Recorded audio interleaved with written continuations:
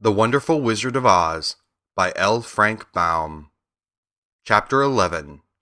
The Wonderful City of Oz. By the green spectacles, Dorothy and her friends were at first dazzled by the brilliancy of the wonderful city. The streets were lined with beautiful houses, all built of green marble and studded everywhere with sparkling emeralds. They walked over a pavement of the same green marble, and where the blocks were joined together were rows of emeralds set closely and glittering in the brightness of the sun. The window panes were of green glass.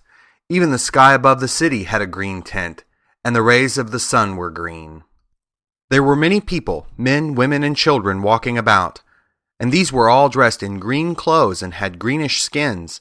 They looked at Dorothy and her strangely assorted company with wondering eyes, and the children all ran away and hid behind their mothers when they saw the lion, but no one spoke to them. Many shops stood in the street, and Dorothy saw that everything in them was green. Green candy and green popcorn were offered for sale, as well as green shoes, green hats, and green clothes of all sorts. At one place, a man was selling green lemonade, and when the children bought it, Dorothy could see that they paid for it with green pennies. There seemed to be no horses nor animals of any kind. The men carried things around in little green carts which they pushed before them. Everyone seemed happy and contented and prosperous. The guardian of the gates led them through the streets until they came to a big building, exactly in the middle of the city, which was the palace of Oz, the great wizard. There was a soldier before the door, dressed in a green uniform and wearing a long green beard. "Here are strangers," said the guardian of the gate to him, "and they demand to see the great Oz." "Step inside," answered the soldier, "and I will carry your message to him." So they passed through the palace gates and were led into a big room with a green carpet and lovely green furniture set with emeralds. The soldier made them all wipe their feet upon a green mat before entering this room, and when they were seated, he said politely, "Please make yourselves comfortable while I go to the door of the throne room and tell Oz you are here." They had to wait a long time before the soldier returned. When at last he came back, Dorothy asked, "Have you seen Oz?" "Oh, no," returned the soldier. "I have never seen him, but I spoke with him as he sat behind his screen and gave him your message. He said he will grant you an audience, if you so desire, but each one of you must enter his presence alone, and he will admit but one each day. Therefore, as you must remain in the palace for several days, I will have you shown to rooms where you may rest in comfort after your journey." "Thank you," replied the girl. "That is very kind of Oz." The soldier now blew upon a green whistle, and at once a young girl dressed in a pretty green silk gown entered the room. She had lovely green hair and green eyes, and she bowed low before Dorothy as she said, "Follow me, and I will show you your room." So Dorothy said goodbye to all her friends except Toto, and taking the dog in her arms, followed the green girl through 7 passages and up 3 flights of stairs until they came to a room at the front of the palace. It was the sweetest little room in the world, with a soft, comfortable bed that had sheets of green silk and a green velvet counterpane. There was a tiny fountain in the middle of the room that shot a spray of green perfume into the air, to fall back into a beautifully carved green marble basin. Beautiful green flowers stood in the windows, and there was a shelf with a row of little green books. When Dorothy had time to open these books, she found them full of queer green pictures that made her laugh. They were so funny. In a wardrobe, there were many green dresses made of silk and satin and velvet, and all of them fitted Dorothy exactly. "Make yourself perfectly at home," said the green girl, "and if you wish for anything, ring the bell. Oz will send for you tomorrow morning." She left Dorothy alone and went back to the others. These she also led to rooms, and each one of them found themselves lodged in a very pleasant part of the palace. Of course, this politeness was wasted on the Scarecrow, for when he found himself alone in his room, he stood stupidly in one spot, just within the doorway, to wait till morning.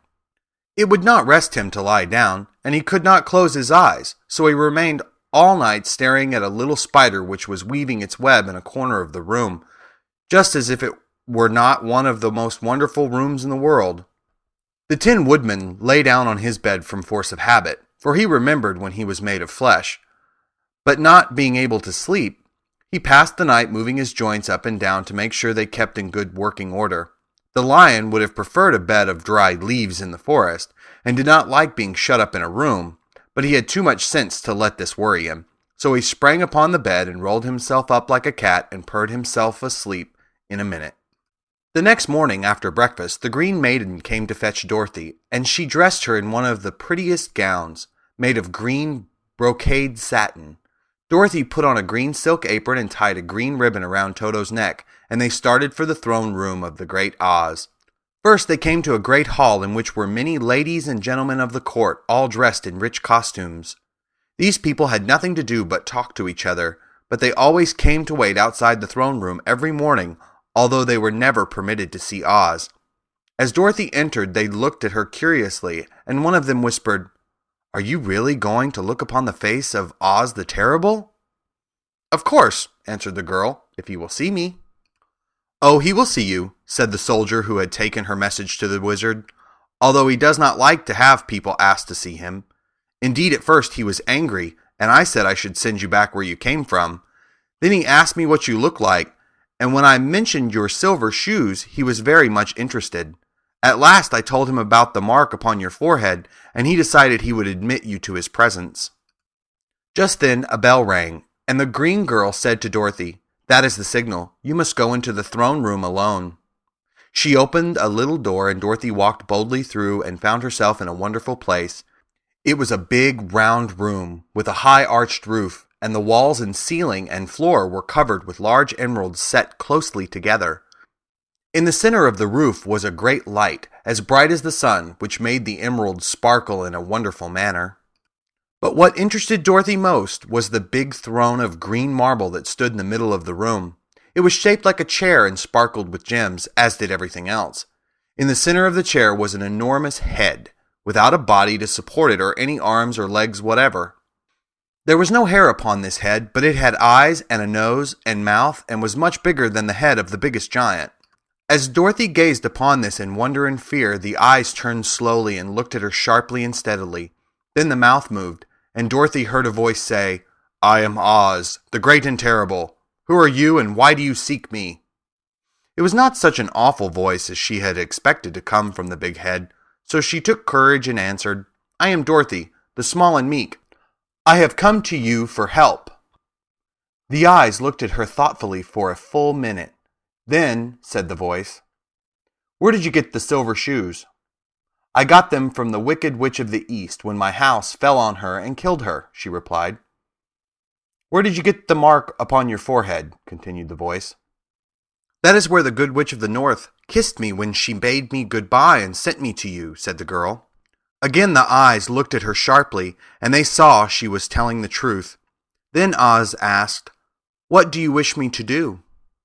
"Send me back to Kansas where my Aunt Em and Uncle Henry are," she answered earnestly. "I don't like your country, although it is so beautiful, and I am sure Aunt Em will be dreadfully worried over my being away so long." The eyes winked 3 times, and then they turned up to the ceiling and down to the floor and rolled around so queerly that they seemed to see every part of the room, and at last they looked at Dorothy again. "Why should I do this for you?" asked Oz. "Because you are strong and I am weak, because you are a great wizard and I am only a little girl." "But you are strong enough to kill the Wicked Witch of the East," said Oz. "That just happened," returned Dorothy simply. "I could not help it." "Well," said the head, "I will give you my answer. You have no right to expect me to send you back to Kansas unless you do something for me in return. In this country, everyone must pay for everything he gets. If you wish me to use my magic power to send you home again, you must do something for me first. Help me, and I will help you." "What must I do?" asked the girl. "Kill the Wicked Witch of the West," answered Oz. "But I cannot!" exclaimed Dorothy, greatly surprised. "You killed the Witch of the East, and you wear the silver shoes, which bear a powerful charm. There is now but one wicked witch left in all this land, and when you can tell me she is dead, I will send you back to Kansas, but not before." The little girl began to weep. She was so much disappointed, and the eyes winked again and looked upon her anxiously, as if the great Oz felt that she could help him if she would. "I never killed anything willingly," she sobbed. "Even if I wanted to, How could I kill the wicked witch? If you, who are great and terrible, cannot kill her yourself, how do you expect me to do it?" "I do not know," said the head, "but that is my answer, and until the wicked witch dies, you will not see your uncle and aunt again. Remember that the witch is wicked, tremendously wicked, and ought to be killed. Now go, and do not ask to see me again until you have done your task." Sorrowfully, Dorothy left the throne room and went back to where the Lion and the Scarecrow and the Tin Woodman were waiting to hear what Oz had said to her. "There is no hope for me," she said sadly, "for Oz will not send me home until I have killed the Wicked Witch of the West, and that I can never do." Her friends were sorry, but could do nothing to help her. So Dorothy went to her own room and lay down on the bed and cried herself to sleep. The next morning, the soldier with the green whiskers came to the Scarecrow and said, "Come with me, for Oz has sent for you." So the Scarecrow followed him and was admitted into the great throne room, where he saw, sitting in the emerald throne, a most lovely lady. She was dressed in green silk gauze and wore upon her flowing green locks a crown of jewels. Growing from her shoulders were wings, gorgeous in color and so light that they fluttered if the slightest breath of air reached them. When the Scarecrow had bowed as prettily as his straw stuffing would let him before this beautiful creature, she looked upon him sweetly and said, "I am Oz, the great and terrible. Who are you, and why do you seek me?" Now the Scarecrow, who had expected to see the great head Dorothy had told him of, was much astonished, but he answered her bravely, "I am only a scarecrow, stuffed with straw. Therefore I have no brains, and I come to you praying that you will put brains in my head instead of straw, so that I may become as much a man as any other in your dominions." "Why should I do this for you?" asked the lady. "Because you are wise and powerful, and no one else can help me," answered the Scarecrow. "I never grant favors without some return," said Oz, "but this much I will promise. If you will kill for me the Wicked Witch of the West, I will bestow upon you a great many brains, and such good brains that you will be the wisest man in all the land of Oz." "I thought you asked Dorothy to kill the witch," said the Scarecrow in surprise. "So I did. I don't care who kills her, but until she is dead I will not grant your wish. Now go, and do not seek me again until you have earned the brains you so greatly desire." The Scarecrow went sorrowfully back to his friends and told them what Oz had said, and Dorothy was surprised to find that the great wizard was not a head, as she had seen him, but a lovely lady. "All the same," said the Scarecrow, "she needs a heart as much as the Tin Woodman." On the next morning, the soldier with the green whiskers came to the Tin Woodman and said, "Oz has sent for you. Follow me." So the Tin Woodman followed him and came to the great throne room. He did not know whether he would find Oz a lovely lady or a head, but he hoped it would be the lovely lady. "For," he said to himself, "if it is the head, I am sure I shall not be given a heart, since a head has no heart of its own and therefore cannot feel for me. But if it is the lovely lady, I shall beg hard for a heart, for all ladies are themselves said to be kindly-hearted." But when the Woodman entered the great throne room, he saw neither the head nor the lady, for Oz had taken the shape of a most terrible beast. It was nearly as big as an elephant, and the green throne seemed hardly strong enough to hold its weight. The beast had a head like that of a rhinoceros, only there were 5 eyes in its face. There were 5 long arms growing out of its body, and it also had 5 long, slim legs. Thick woolly hair covered every part of it, and a more dreadful-looking monster could not be imagined.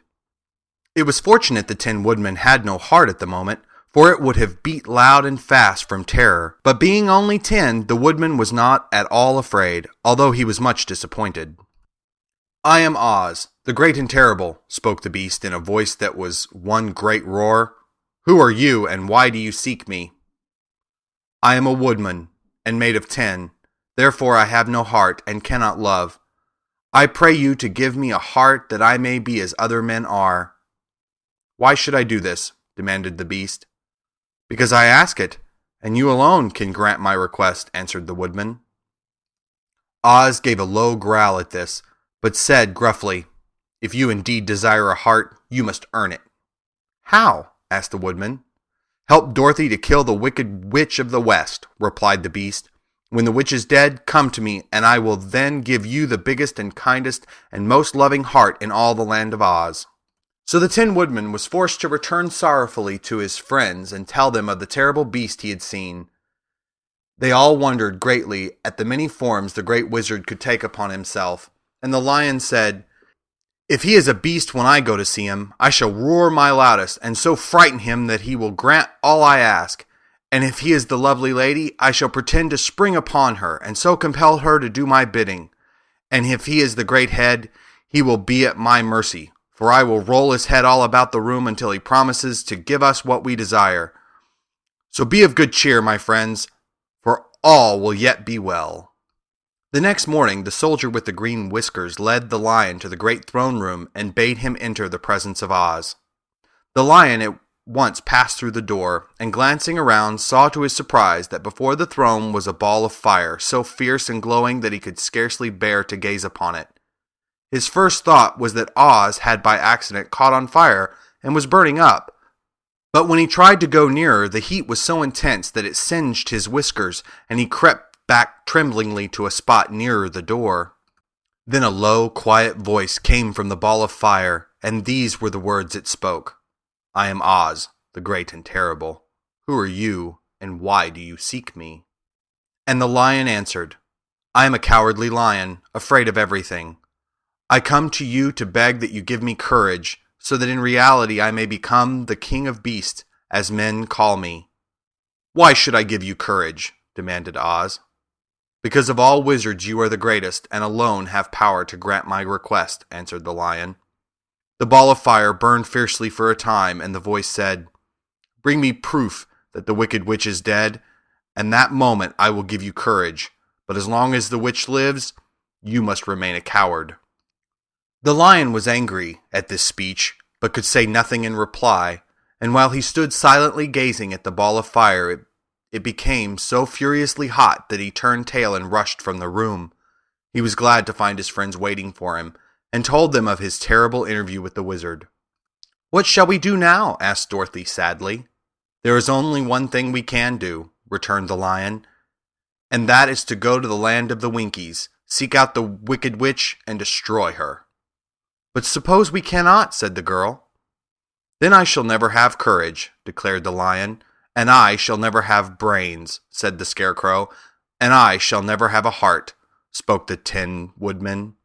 "And I shall never see Aunt Em and Uncle Henry," said Dorothy, beginning to cry. "Be careful," cried the green girl. "The tears will fall on your green silk gown and spot it." So Dorothy dried her eyes and said, "I suppose we must try it, but I am sure I do not want to kill anybody, even to see Aunt Em again." "I will go with you, but I'm too much of a coward to kill the witch," said the lion. "I will go too," declared the Scarecrow, "but I shall not be of much help to you. I am such a fool." "I haven't the heart to harm even a witch," remarked the Tin Woodman, "but if you go, I certainly shall go with you." Therefore, it was decided to start upon their journey the next morning, and the Woodman sharpened his axe on a green grindstone and had all his joints properly oiled. The Scarecrow stuffed himself with fresh straw, and Dorothy put new paint on his eyes that he might see better. The green girl, who was very kind to them, filled Dorothy's basket with good things to eat, and fastened a little bell around Toto's neck with a green ribbon. They went to bed quite early and slept soundly until daylight, when they were awakened by the crowing of a green cock that lived in the backyard of the palace, and the crackling of a hen that had laid a green egg. End of chapter 11.